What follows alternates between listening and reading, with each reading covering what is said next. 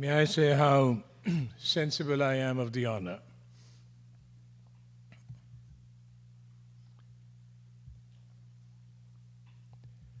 On 3 counts at least. One, of having been asked to be here. 2, to be a part of this extraordinary exhibition and the programs around it. And 3, to be asked to speak on a theme that I know nothing about. But let's see what we can do in the minutes that I have. You know, when I entered the show this morning, I was reminded of a great couplet by one of the greatest poets of the Urdu language, Mir Taqi Mir. When you enter an exhibition and you see the work put together by great artists and great curators, it comes naturally to my mind. Le saans bhi ahista ke nazuk hai bahut kaam, afaq ki is kargahe shisha gari ka. So the poet said, breathe gently here and soft, for the world that has been put together by the powers that be is delicate. I'm very aware of the fact how much time, how much attention, how much work it takes to put together a glittering show like the one that I had the privilege of seeing this particular morning. But I'm going to take you to a very different area of pilgrimages. In my mind, and in the mind of many people who know the Indian tradition, pilgrimage and yoga are inseparable. We're not talking about pilgrimage tourism. If you go to India today, there are trains full of pilgrims going from one place to the other and so on. At this moment, as I speak, there's a great pilgrimage going on in Kerala, for instance. There are the Braj Yatra of Chaurasi Kos and so on. You can go to the Amarnath Yatra. You can go to all kinds of places where it takes not a day, but a week, sometimes a month to complete a pilgrimage. But pilgrimage is not to be undertaken without self-discipline. There's a wonderful passage in the Vanaparva of the Mahabharata where Bhishma is speaking to the great sage Pulastya. He says, tell me what pilgrimage is all about. What merit accrues from it? And Pulastya says, very candidly, he says, Yasya hastaucha padauscha manascha susanyatam vidya tapascha kirtischa sa tirthaphalam ashnute. He whose hands, whose feet, whose mind, and whose work, whose tapas and so on are in control, that person can only earn the merit from a pilgrimage. So yoga, yogic practice, fasting before starting off on anything and so on, doing all kinds of things as you proceed on a pilgrimage and so on, and constantly keep your mind completely under sanyama. So pilgrimage is no business of tourism, is not something that you embark upon out of pleasure or this and that, but you really are moving towards the same end as a yogi does, yojayati iti, joining your lower self with the higher self and so on. So pilgrimage is a very, very special thing as far as I am concerned and my understanding of the Indian tradition is concerned.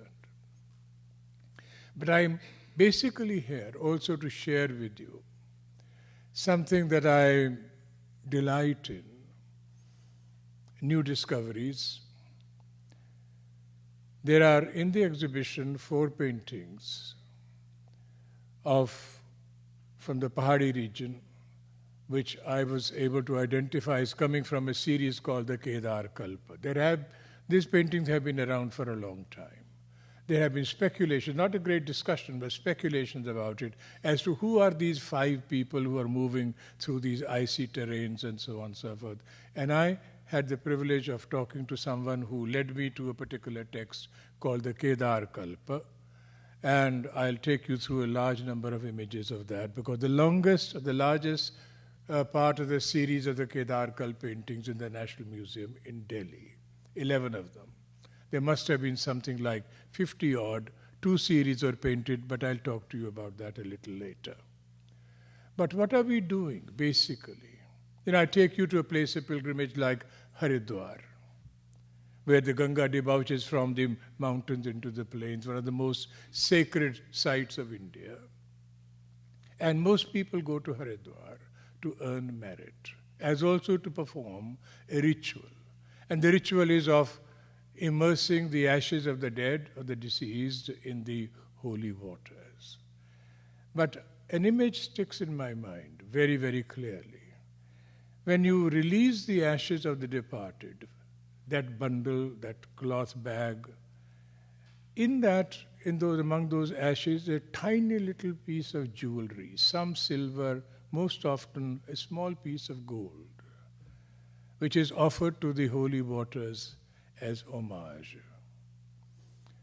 And there, as you release them, you see some people naked to the waist and moving about in the waters. They are professionals, so to speak.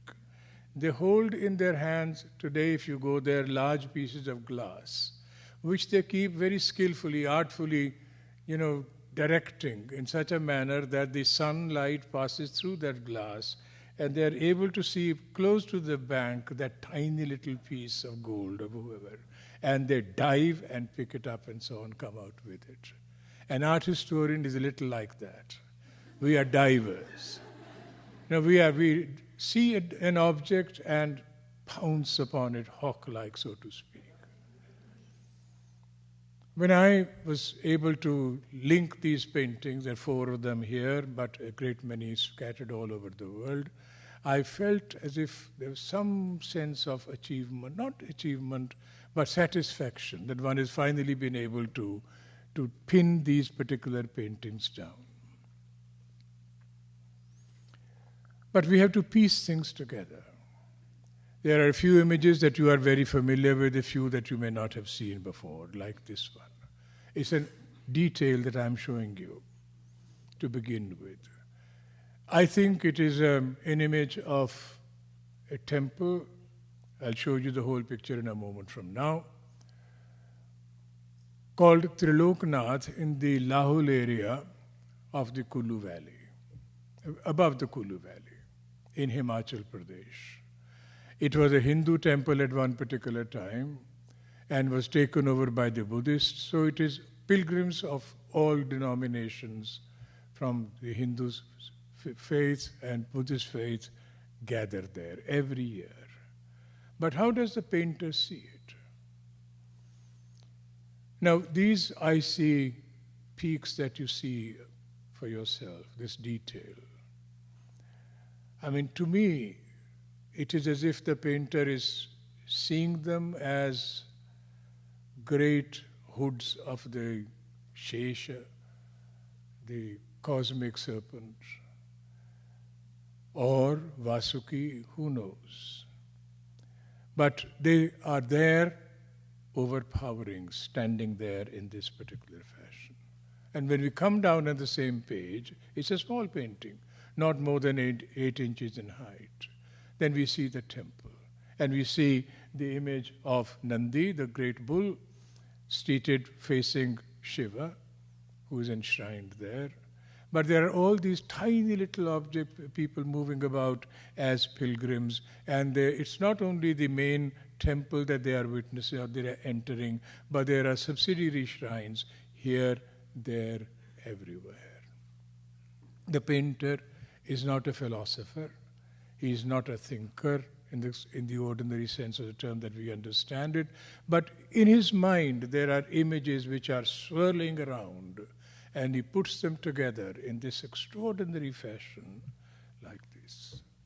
Details we keep on seeing, trying to make sense of these. Has he been to Lahore himself? I doubt it. It's based on hearsay or somebody who's been there described to him. But this now is the complete painting. Now we see how things can be broken up when we brought together. An image, a daunting, awesome, awe-inspiring image has been put together. These painters, another painting of which I'll show you parts first and then we see the whole. Manikaran, also in the Kullu Valley, where there are hot springs. It's one of the most sacred places in that particular part of the world. There are mountains everywhere, all around. But surrounding the main place where the hot springs are, these mountains, in a certain sense, encircle the holy place. It's a painting which belongs to the Mankot region, has an inscription on top that it is in the Kullu Valley or in the Kullu area that this particular Tirtha called Manikaran is there. And there are, if you go there even today, you can find how people are cooking in those hot springs and putting rice to boil and so on and so forth. But at the same time, performing like the gentleman at the right top, doing some meditation. This is the painting. Startling in a manner of speaking. The painter has not been there. I'm quite convinced of that. But having heard this or having visualized it, perhaps envisioned that particular place of pilgrimage, he creates this, to my mind, a stunning image, visually powerful, abstracting from the world of reality, so to speak, and so on. But these paintings are familiar to us. We know these Mughal paintings. These are pilgrims, yatis, sannyasis, who probably have just been to the shrine of Shankaracharya above Srinagar in Kashmir, and there they are. We know them well. We know these people. The painting has been published so often that it's as if we are in talking terms with these gentlemen, like this. Figures are inwardly drawn, who are meditating before going to the shrine or after, and constantly turning inwards.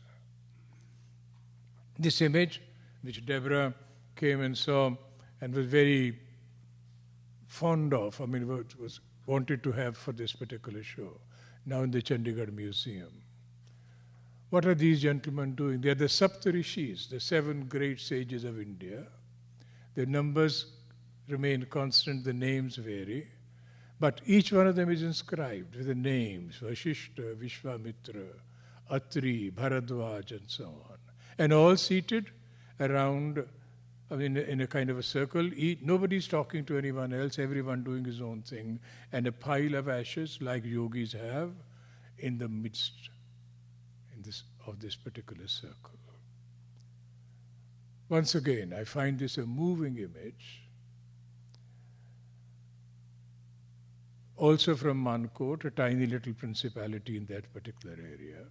But where did the painter see anyone whom he modeled his rishis on, these sages upon? Yes, he did. This particular gentleman, this yogi, has a name inscribed on the top margin, border, Prem Giri Sannyasi.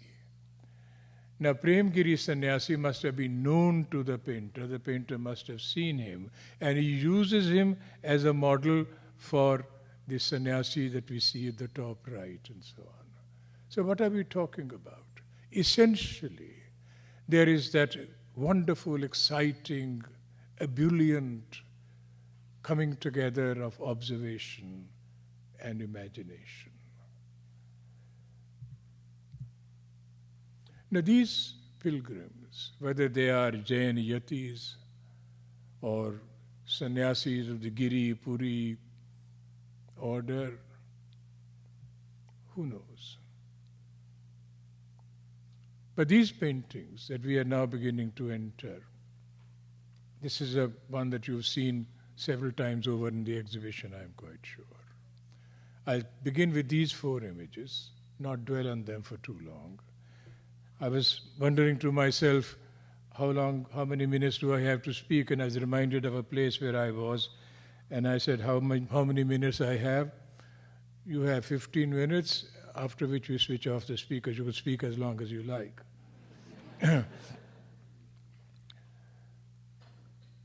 Kar-Kalpa, that great text, not great text in terms of any literary merit and so on, but a wonderful text which invokes the merit or induces the merit to descend upon the reader of the yatra in the Kedarnath region. The story is long, and I'll not hover too long to enter into it, but to establish the context. It begins, it's like a Sthala Purana. It begins like this. There was a man who had a son who was very young, who suddenly decided to go to see Shiva on Kailash. And he set off. His parents did not want him to undertake that very arduous kind of a journey, but he said, no, I must go there. I have made a resolve in my mind that I must head towards Shiva's abode, the Kailash. And on the way as he was going, set off by himself, there was some altercation with the equivalent of today's policeman. And there was major problem, and this boy was killed. And he was thrown into a ditch. Since he did not return, the parents got very unhappy, very concerned, and they asked people, how can we locate this boy? And 5 of these people said, from his village, from that particular village, that we will set off, but we are also determined to reach Shiva's abode in Mount Kailash. And they moved some distance, and suddenly they heard a ghostly kind of a voice, the story says. And it was the voice of the boy who had been killed. And he said, do not proceed without first going back to my parents, telling them that I am not alive, but I am well. That I have, the mere thought of having made up my mind to go to Shiva's abode has made me immortal, so to speak. Hearing this voice, these 5 men, who are constantly described in the text as sadhakas. Sadhak, who seeks siddhi, and they're not called yogis. It is the path of the yogis that they take, but they're always referred to in that particular text as sadhakas. And this goes into a very, very long and elaborate description. They stopped here, they stopped there. There were this particular mountain to cross and these icy peaks to negotiate and so on. There were temptations on the way, but they were all constantly thinking of reaching the spot where Shiva and Parvati reside. So this entire series of paintings, we do not know what the extent of it was. There are 2 series. One from which this comes, another one slightly lesser in achievement, in skill, but all the same very, very interesting. We'll see. They're all nearly naked. They move through these windy, icy areas. And there are these strange kind of a Caspar David Friedrich's icy scapes that come to my mind, and so when I see these. There are caves, and they enter the cave, and they come out, and they circumvent, they go around the cave and so on. There are rocks of different descriptions, and so the wonderful descriptions in the text. And at each place where they stop, they are not aware of what the next step is going to be. There's some kingdom appears. And the people there say, "Who are you and where are you headed?" And they say, "We are going to Shiva's abode." Why do you have to go all that way? I mean, here, if you stay here, then the king of that particular place says, "I'll give you 5,000 young girls to enjoy yourselves," and so on. But 20,000 elephants, 50,000 horses, and so on. You will have nothing that you'll ever want more than that, and so on. But they say, "No, we are not tempted. We are not going to stop. We are going to proceed." So there are impediments, what the text is saying is. And their resolve is not shaken, is not, there's no vigilant hona like this.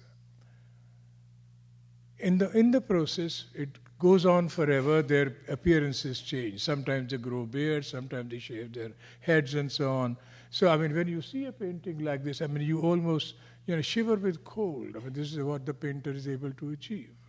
And they see some shrine on the way, they bow to it, and we see them again and again. They have to shave their head, and there is a barber here towards the right, which is a part of the ritual there. Then they take a bath in the icy waters, get out, they bow before the shrine, and then move towards the left, and so on. And in the meantime, in the same area, there are the Gaddi shepherds, I mean, people who live in the Dhauladar range of Chamba and so on, and Kangra. And so the Gaddis are recognized by the kind of caps that they wear and by the dress that their women wear, and so on and so forth. So we see them toward the very top, if you notice, a Gaddi is moving with a basket at the back in which a child is, and another Gaddi is somewhere there playing upon his flute and so on. This is what they do. So then they arrive at a kingdom, Champavati or something like this, and the queen says, I mean, why do you have to proceed? And yet they are absolutely certain that that is the path that they need to take. So we see them again and again and again. But it keeps registering upon our minds the resolve, the determination, and the mortification of the flesh, and the meditation from time to time, which gives them the strength to move. At one point, Indra, the king of the gods, is not certain that these people should go to Shiva's abode. And he assumes the form of a tiger and tries to scare them away. The sadhakas stand at the extreme, at the bottom right, but then when Indra says or sees that they are unshaken, then he reveals himself and we see him towards the left. Now this series is different from the one that we are now beginning to look at.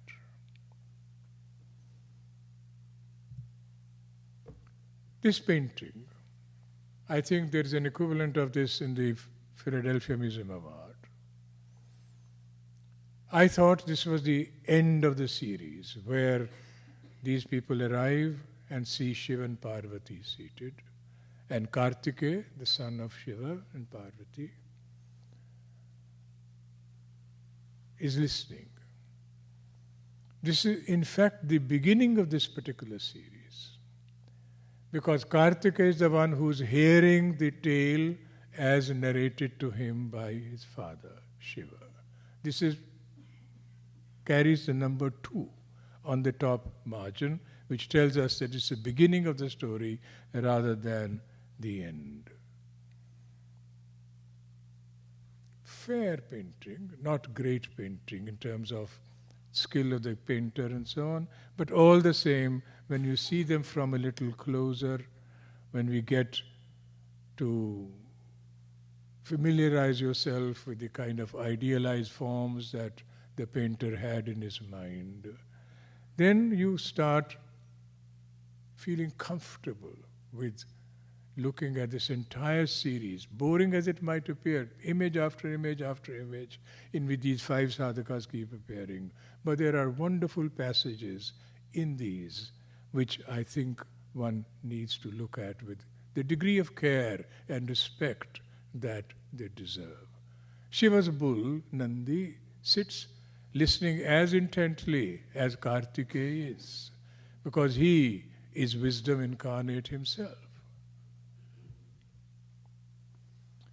These sadhakas, these 5 pilgrims, here they wear these kind of a fur caps which you see sometimes in this particular region. They are not as sort of bare of clothing as the ones in the earlier series were, but they also discard them. They also sort of grow beards and then they shave themselves off and so on and so forth, like this. This is probably an imagined sort of a view of Gauri Kund, which is not very far from the sacred shrine of Kedarnath.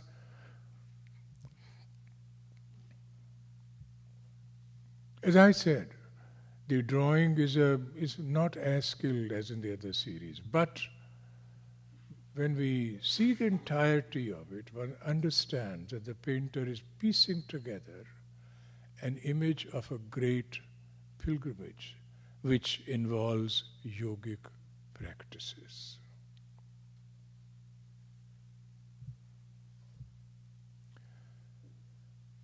We saw another version of it, the larger or the better version of it. Pilgrims the sadhakas having their heads shaved, the barber at the right, bathing, paying homage at the shrine, the gaddi fluting up towards the top, and then they're having a bath again in the cold waters like this. It's not a sculpted body that we are seeing, quite obviously. The painter is not as skilled as some of these painters were in the Pahadi area. But what I find absorbing are these details.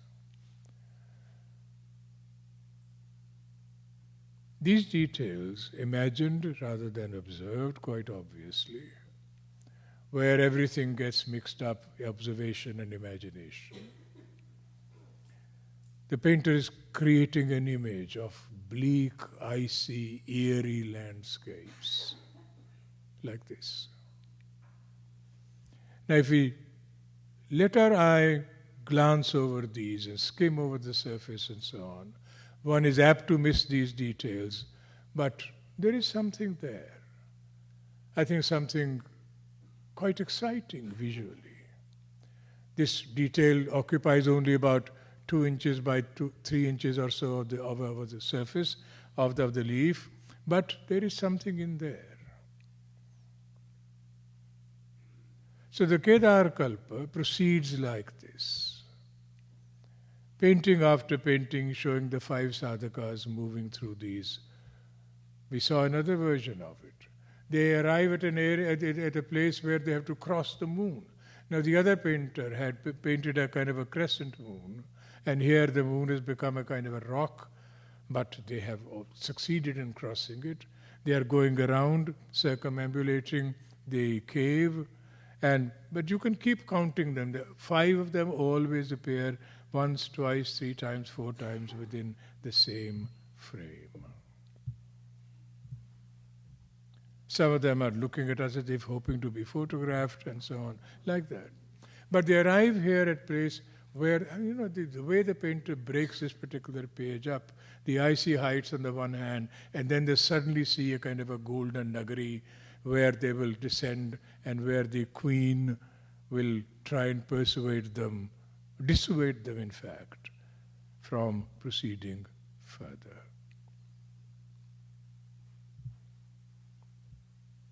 Wherever they go, all along the path, there are Shivalingas, Shaiva shrines, and they naturally have to stop. But this golden detail, not only the town or not only the kingdom, but the entire area bathed in gold, is what in their dreams these people see, or maybe the painters see it. Suddenly, the landscape becomes verdant. Suddenly, trees are ablossom everywhere. Things are beginning to look different. But soon, very soon after this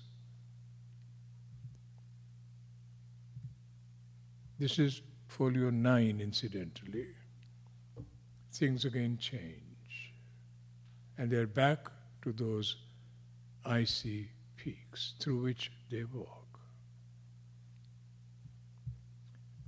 The Kar-Kalpa, as a Sthala Purana, so to speak, which eulogizes and drives home the merits of a pilgrimage like this, is therefore a unique text as far as the range of paintings in India are concerned. At one place, they arrive at this particular kingdom, only inhabited by women. And golden walls, golden turrets, golden homes, everything completely. You can see this detail. And you can go to a village in the Himachal area and so on, and women still stand on precariously on that log and so on and draw water from a well in this particular fashion. But these men are not drawn towards the women. They are not dissuaded, they are not persuaded or anything. Then they arrive at a kingdom where there are all men who have the upper part human, the lower that of serpents. And the painter imagines this. You can see the coils of the snakes, the lower part, two kings conversing, and then, of course, they talk to these people, but outside the golden walls of that particular city also.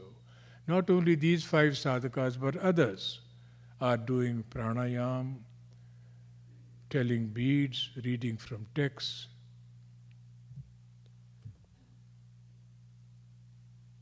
They keep moving. Constantly, we see them inside, then they are being bid farewell to by a king because he has not succeeded in dissuading them, and they move. But at the gates stands this man at Dwarapala, the lower part of the body, snake, upper human. So the yatra is dotted with images of yogic practices.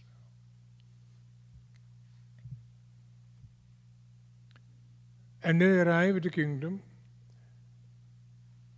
come out because they have rejected the temptations offered to them, and they decide to sleep on the ground just outside the walls of that kingdom.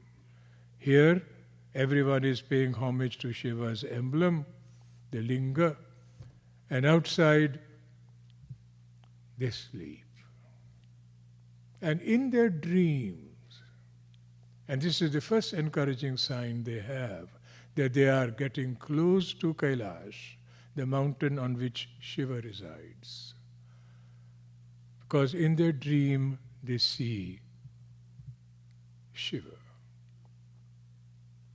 And they cannot quite believe their eyes that the vision is being finally granted to them in this manner.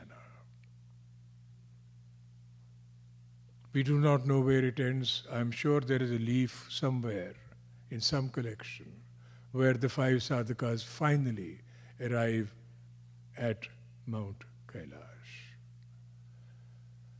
But pilgrimages of this particular kind are not undertaken by everyone. There are images of pilgrimages in other genres, other manners, like this. One of the most interesting themes in Indian painting is that of the tirthapatas. When men get old and women get old and they cannot undertake pilgrimages, then there are physically, then they go on a mental pilgrimage. And these large textile hangings, which show people going on pilgrimage, and shrines which are sacred In the Jain tradition in particular, we have images such as this. This is a Jain Tirthapata showing the great pilgrimage site of Shatrunjaya, and there are patas which talk about Girnar pilgrimage and so on and so forth. But one has to understand how much the painter packs into these. I had the occasion to speak to a practicing Jain, and he said, no, we have to take our bath in the morning and sit in front of this particular piece, which is hanging on our wall, because this is nearly as good as going on a pilgrimage yourself. We are having sacred darshans of the shrines that we are not able to access with our bodies, but only with our minds. Every little detail, every little part of this particular painting, this Tirthapata, is bristling with shrines and human beings going about the business of proceeding to have sacred darshans. Clearly, abstraction is in the air. Clearly, there are these extraordinary packed details. There are people crawl about like ants through various terrains and so on, mountains and lakes and so on and so forth. And everywhere there are holy sites to be seen. They have to bow and offer homage and so on, like this and so on. So, like crystal cliffs, appearing everywhere. The Tirthapatas are filled with images of this kind. The deities are named, the Tirthankaras are named, but there are men who are affluent, who go on horseback, others walk, others are being carried about in palanquins and so on, like this. These are, to my mind, quite extraordinary as objects. Have been studied, of course, but when one looks at the detail, and if one starts counting the kind of people that are there, the number of people that are there, the number of shrines that are there, one starts getting a sense of the amplitude, the plenitude of these things. Stories are told of a man who takes a vow. He has to give charity, offer charity to people, dana, so to speak. There are all kinds of things in the way, but there are sadhus and sannyasis, genuine, non-genuine. There are scary sights, but he has to proceed.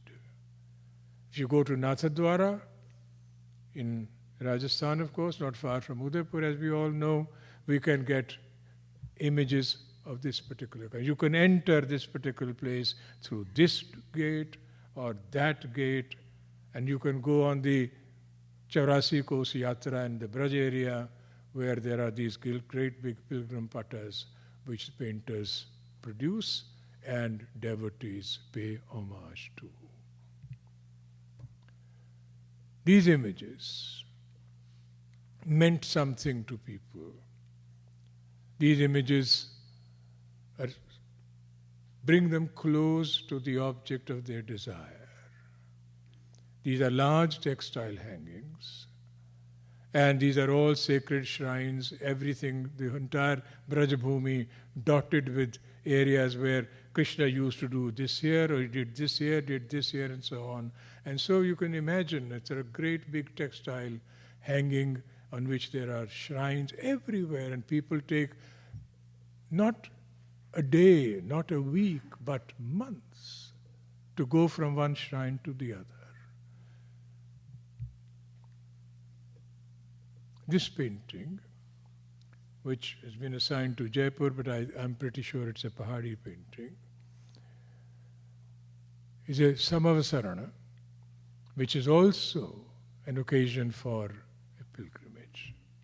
If you notice the figures at the very bottom, clearly, the inspiration is, or the workmanship is Pahadi. There are circles within circles, and there are all these people moving constantly from one area to the other to enter, to listen to the great sermon.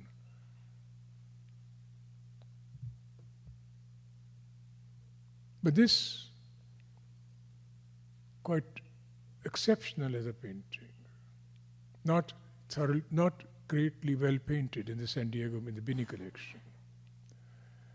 When I and Karen published this, at that time I wasn't quite aware of what it really means, but it is also a kind of a pilgrimage. This is an episode in the Bhagavad Purana, which is referred to as the Loka episode. A story is very long and I'll not take you into that. But a Brahmin keeps losing his children. And Krishna and Arjuna gives him a vow, I'll bring your child back from wherever he has disappeared. And Krishna and Arjuna start off on a long journey. 7 oceans have to be crossed, 7 mountains have to be crossed, where hopefully the children would be found. And this is a journey. They set off from here, one arc, one of the ring, the second, the third, the fourth, the fifth. And finally they emerge, after having done all this, into an area where was all darkness. But Krishna has his Sudarshan Chakra in his hand and he sets it into motion and it cuts through the darkness and gold, shining gold appears. And finally they arrive at a place where Vishnu is there. And he says, I did all this in order for you to come to me, because I wanted to have darshan of you. The Loka episode. Finally, of course, the pilgrimage has to be in the mind. We don't know what this is. This yogi seated at right, I'm sure all of you are familiar with this particular painting. What are these 4 ovoid areas, objects, areas? There are some inscriptions here, there and so on, but I have not been able to make any sense of it till today. But it is a pilgrimage of some kind. In the mind, the yogi is imagining, visualizing, envisioning things that the eyes cannot see. There are these strange scenes, strange creatures, and all these ovoid shapes have some flower, almost as if these are lingas which have to be paid homage to. But finally, this is where we are. He sits with a bilapatra in his hand and meditates, opens his eyes, shuts them again, sees and does not necessarily see. We will all make of these objects what we can. The great poet that I started speaking of, Mir Taqi Mir, has a wonderful utterance.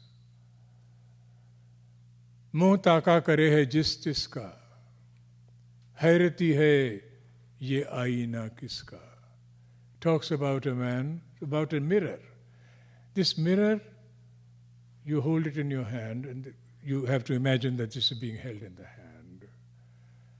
The mirror is looking at this face now and that face now. This is being reflected in it, and that is being reflected in it. And the mirror is constantly wondering to itself.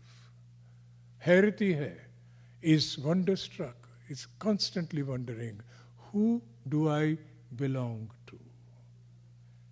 In the final analysis, a work of art belongs to him or her who looks at it with intent and care and make of it what we can. May I thank you for the honor you've done me in asking me to be here.